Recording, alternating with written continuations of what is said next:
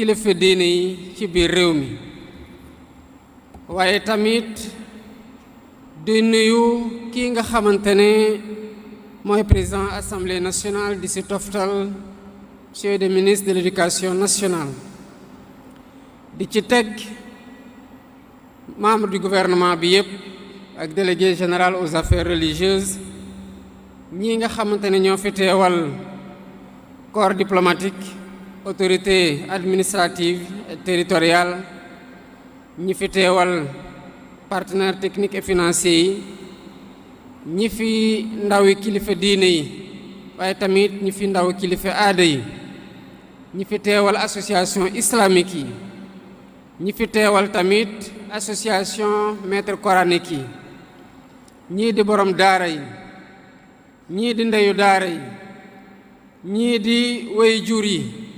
waaye tamit ndongo daara yi ak ñépp ñi nga xamante ne ñëw nañu teew fii dama bëggoon rekk fësal mbégte gi ma am ngir teew fii tey waaye di ci sant yàlla bu baax gannaaw bi ñu joxee ndigal la ñu amale assises yi ñu mën maa jébal tey rapport bi nga xamante ne seen liggéey li ëpp at a ngi nii ngeen dem fu ne waxtaan ak ñépp tënk ngeen ko ci rapport bi nga xamante ne jot naa ci tey bés bi bés la goo xam ne dañ ci war a taxaw bu baax mu doon ngërmane gi ñu am ci lii nga xamante ne ci biir réew mi dañ ko war a xoolee ne xéewal gu ñu yàlla xéewalee ñu am ko ëpp na junni at ñu koy jokkalante ci génération gi génération ba bésu nii tey muy daara ñu ci yar di defar doomu aadama ci diine waaye tamit ci xeltu waaye tamit ci gëm-gëm gu sax dëkk waaye di doon loo xamante ne ci la ñuy mooñ ñii di askan wi ndax daara yi ku ne xam na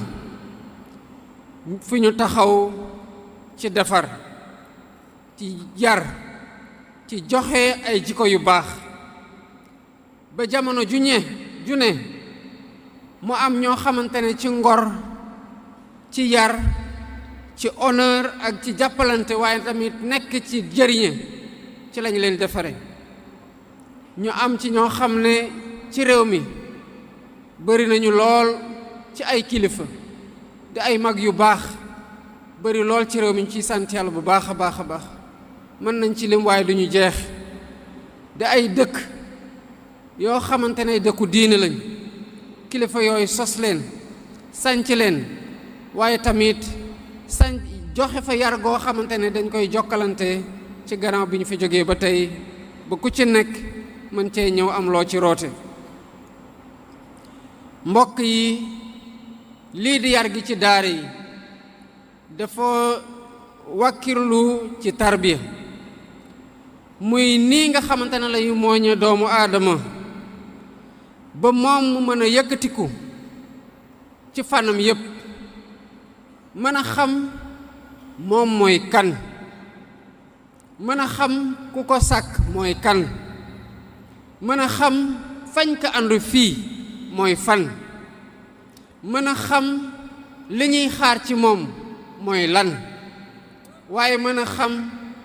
ëllëg lan moo koy xaar ak fu muy jëm mooy fan loolu daara koy joxe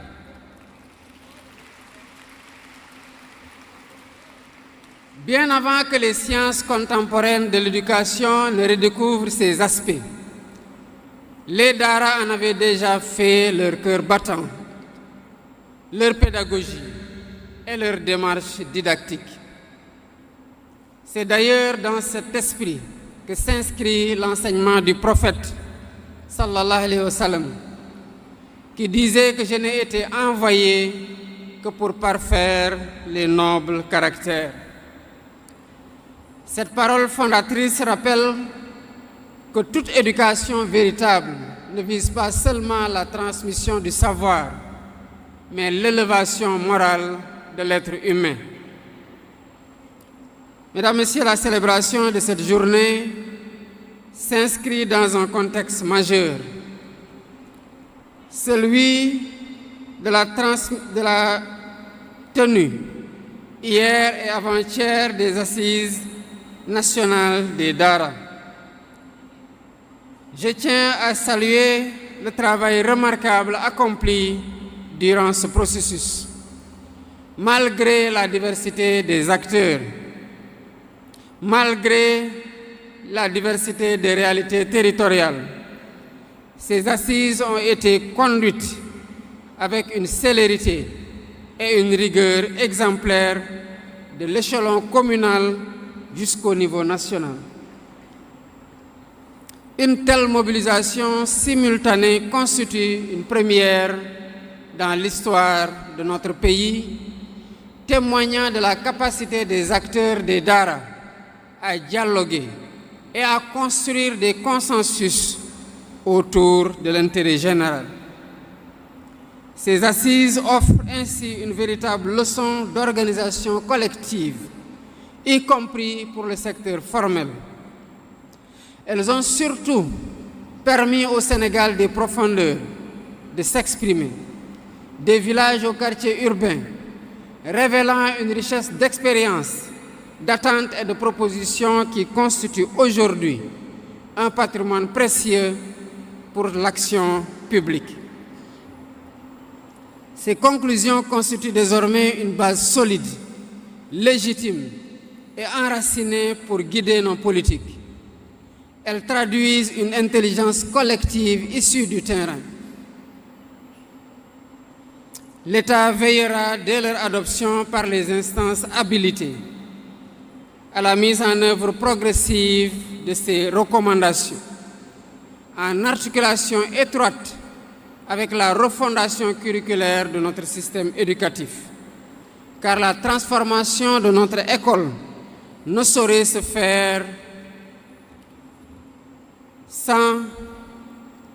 intégrer les traditions éducatives qui ont contribué à bâtir notre nation. Kon mbokk yi laata sax ni ñuy jàngale ci xarala yu bees yi di ci gëstu daara yi dañu wone woon ne que nit du jox ko rekk xam-xam waaye mooñ ko defar ko ci ruuxam mooy liy defar doomu aadama ba xam-xam gu ci lalu mën a doon njëriñ ci moom ak ci jamono ak ci ñépp ñi nga xamante ne ñoom la bokk di dundal